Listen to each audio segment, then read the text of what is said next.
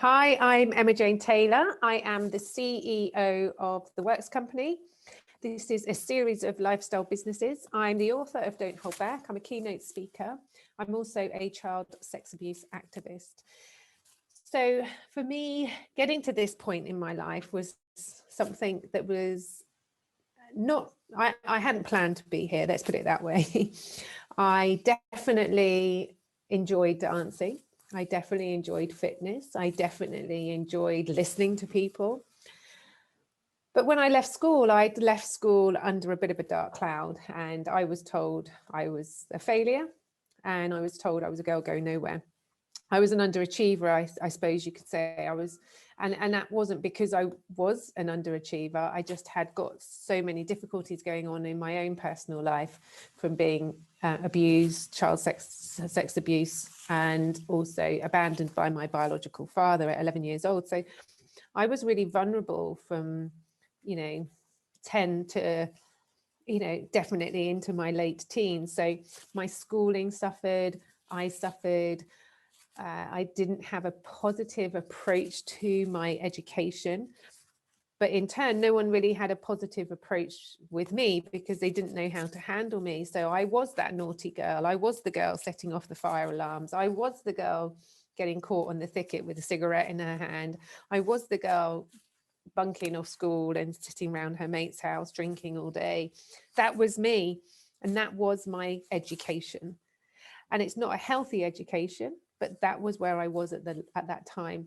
So when I left school and my headmistress said, I don't want to see you back here, I'm fine with that. Absolutely fine with that, because I don't want to come back to school.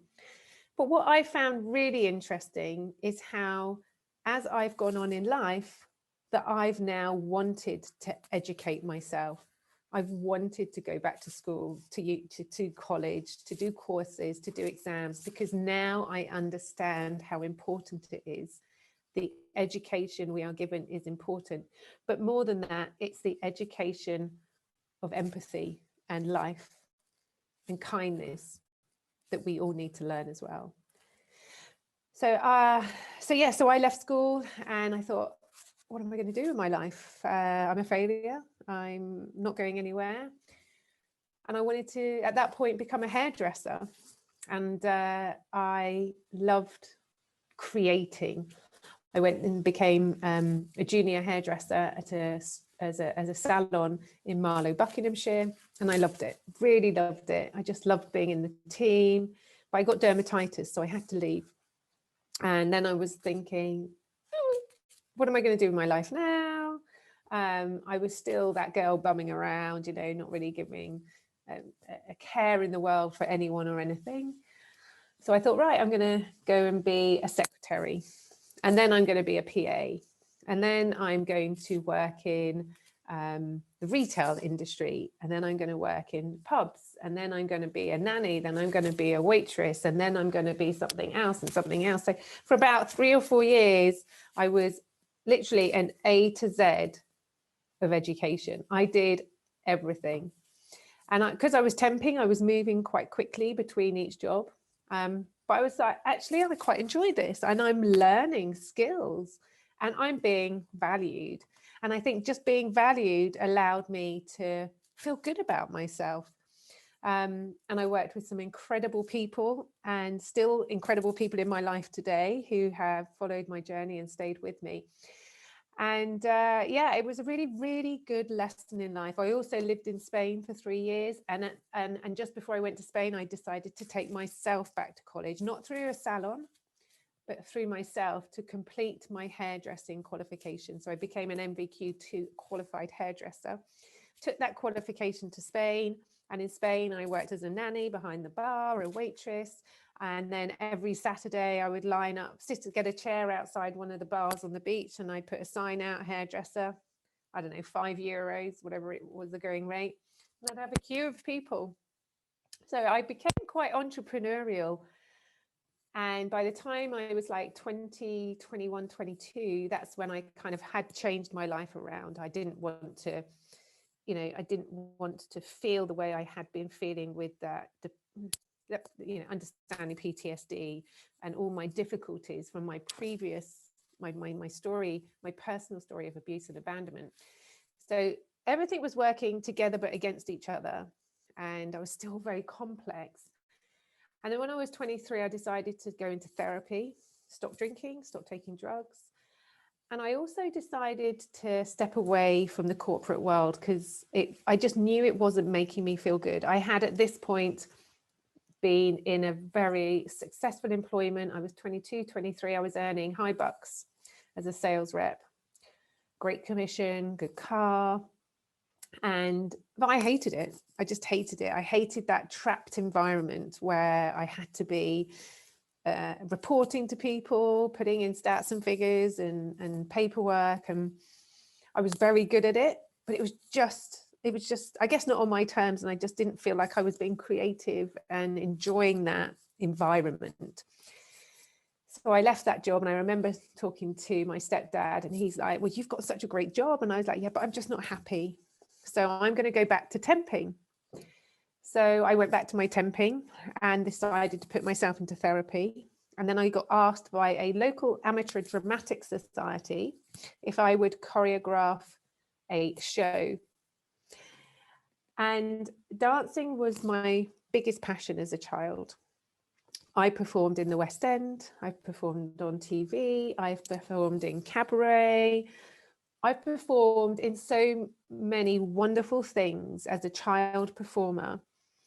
And it was always just there in the background, and, you know, something I did. And I was a child model in My Guy magazines, in the photo stories. And I just enjoyed that environment. And so they asked me to choreograph this show, and I thought, oh gosh, I don't know, I can do this. I'm sure I can do it. Yes, I'm going to do it. What I've learned in life is say yes to everything and then work out. If you believe in it and you're passionate about it, just say yes and then try and work out what the hell you're doing after that. So I went in and I was like confident. I was really confident. I'd worked with the director closely, and I still thank her today for giving me that opportunity.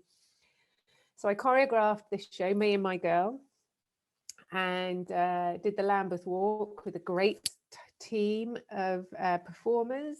And they're still great friends of mine now. I mean, this is like 25 years ago, 26 years ago.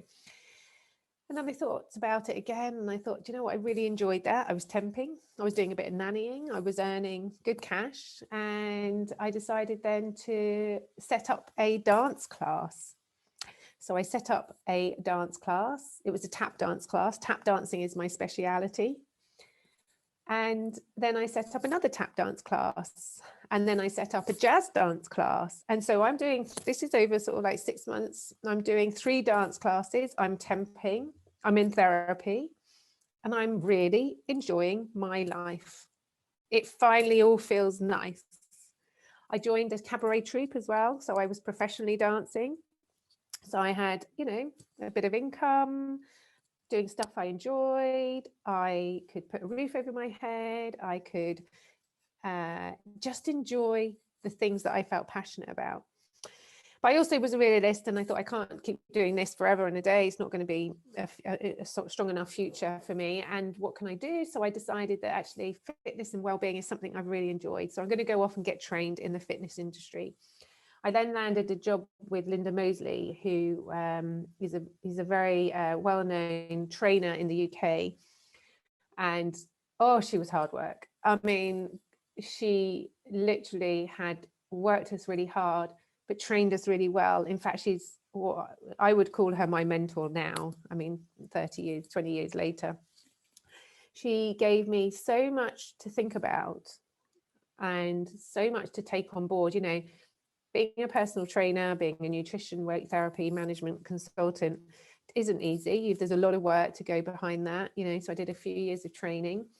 So I had my few dance classes. Now I was taking on a few clients as personal trainers, and I did a circuit class, and I do a boot camp outside. And so now I'm kind of like getting quite established. And one thing I really, really did want to do is work with children. So I had the opportunity when I was 27 to take the goodwill over from a local drama school. And I started with a handful of kids. and started growing that side of the business. So we had a class on a Saturday morning, then we had a class on a Friday, then we'd have a class on a Thursday, all in Henley, Oxfordshire. And then I was doing my dance classes, I was doing some fitness, and then I could drop a day of temping. So, you know, I didn't have to temp one day a week, so I could do the books and the paperwork. And then the business got a bit bigger, and I drop another day of temping and get some more clients and some more classes, and then daytime classes. And then the kids wanted to do extra stuff in a local town near to Henley. So I opened another school. And so this grew, the stage works, the children, the fitness side. And as it grew, I grew, because I'm still in therapy. I'm still trying to undo a lot of my past, and also realize I'm not a failure. I'm not the girl going nowhere. I'm capable. I'm here. I'm able now to do this job the best I can. So I really sort of stepped forward and started putting my jigsaw puzzle back together, slotting in, working it out, trying to find out why I felt insecure or vulnerable about certain situations. And a lot of it did relate back to my past. So I did a lot of inner, work with the younger me, which is a really good, for me, it really worked, because I could really nourish that young person and help her through into the adult life that she is today. So I stopped drinking, I stopped taking drugs, I was in therapy. I'm now about 27, 28. My business is growing, my team is growing. It's not just me now, there's 2 other people with me. And so it grew and grew and grew. And I would say, you know, for the next 10 years after that, it was really about establishing roots. I dropped all my temping. I focused on the children, I focused on the adults, I focused on training and learning more skills. Like I say, this is when I really understood the power of education. I didn't think about it or care for it as a child, but as an adult, I knew how important it was for me. Regardless of what happened in my career, I needed to work. You know, I wasn't a failure. I'm not unintelligent. I am very capable. I'm certainly not the girl going nowhere. And so I was starting to feel this confident girl who became a boss. You know, I had a team of people. So the team grew, and by the time we got to our 10th anniversary, I think we had about 10 or 12 people working for me part-time. We had schools in 4 other locations.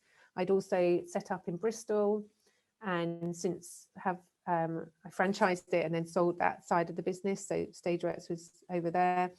And I've kept everything around the local areas with the children, with the fitness and the adults. And then I was asked maybe I was about 35, 34 years old. So, you know, in 2006, I was asked if I could go and share my story on That's TV, my business story, because I'd become well known in the local area as a businesswoman. So I did. And from there, they then asked me if I would consider taking on a show for them just for a few weeks, because someone was on maternity leave. And I said, yeah, sure. Always say yes, and then work out what you've got to do afterwards. So I said, yeah, sure. So I took on this show for 6 weeks. And 4 years later, they had created me my own platform. It was called The Wellbeing Show on That's TV. And it was such a brilliant experience, because I'm now feeling capable. I'm now feeling able. I'm also understanding the important innovation, networking, and also with collaboration. So I was really working closely with everybody in my life, whether it be through the performing arts school, from the fitness school, or in the media. So after that, I left there, and then I went to work on different radio stations, 2 or 3 different radio stations. And I'm now on a station called River Radio. It's a new station, and I'm presenting the Wellbeing Show and the Power Hour from them. So I've taken everything onto this platform. I've also got my own production company called Talk the Taboo, and we are in the process of just about to launch, soft launch. We've been building for quite a while under a different name, so we've relaunched now.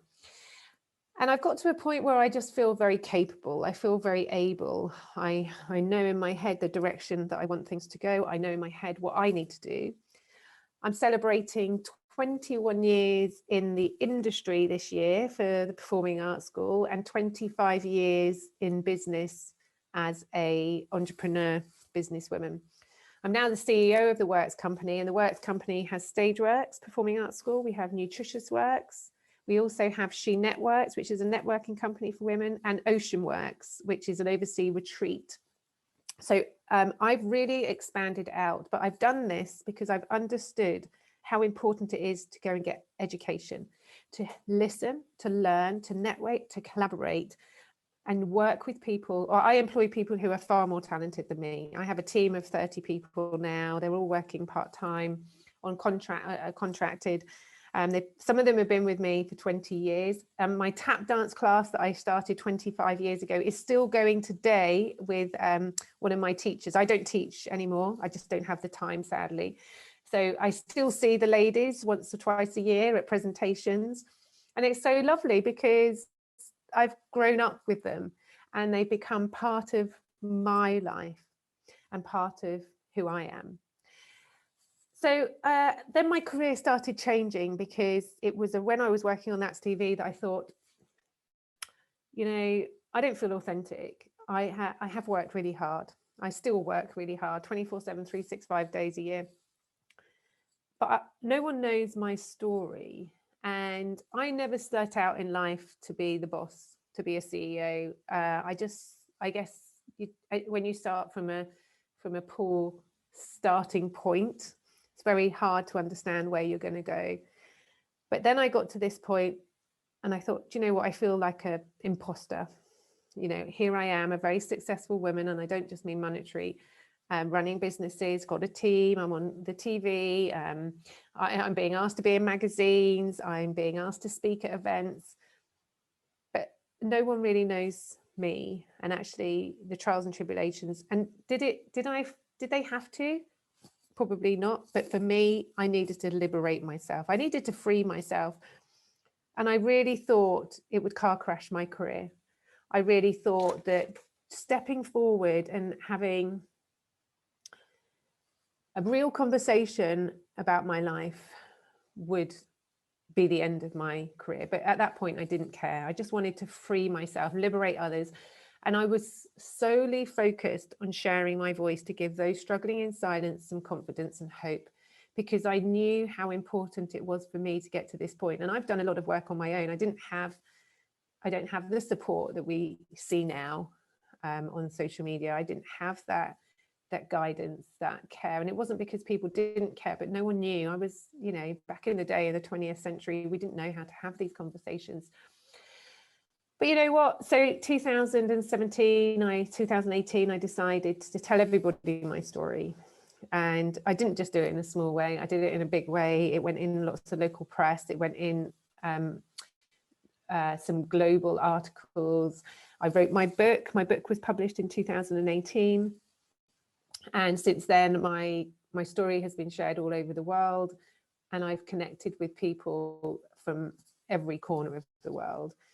And I'm not alone. I know that I'm not alone in my story.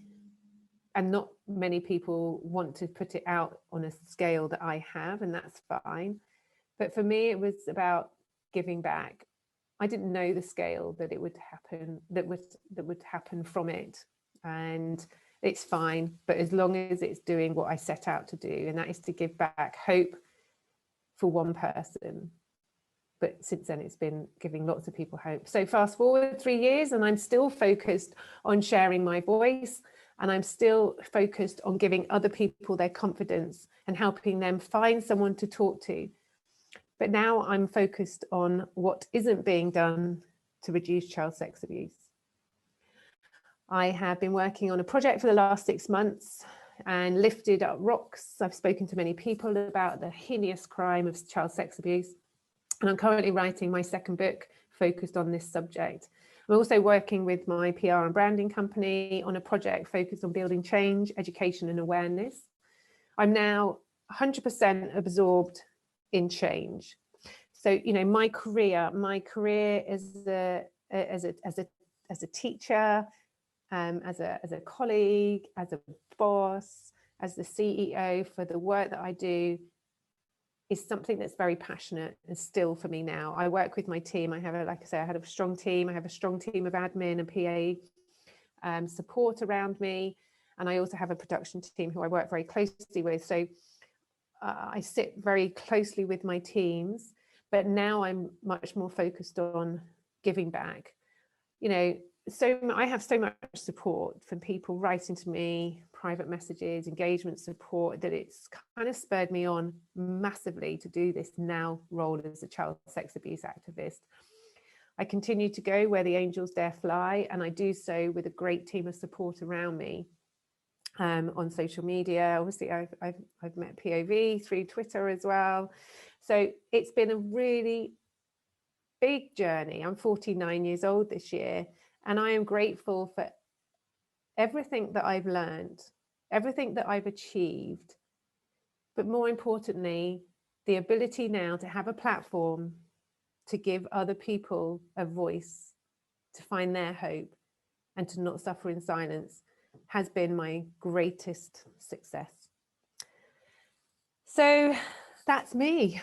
It's a very busy life I lead. I love it. I'm very happy in the role that I live, and I have just a great space around me. I've done that because I've believed in me. I've listened to other people, I've networked, I've collaborated. And anyone listening to this today, let me tell you, you can do all of that. You're very capable. Don't let anyone tell you're not capable, because I wasn't the failure or the girl going nowhere. Ironically, it wasn't me. It's been great to share my story again with you here on POV, and thank you very much for having me again.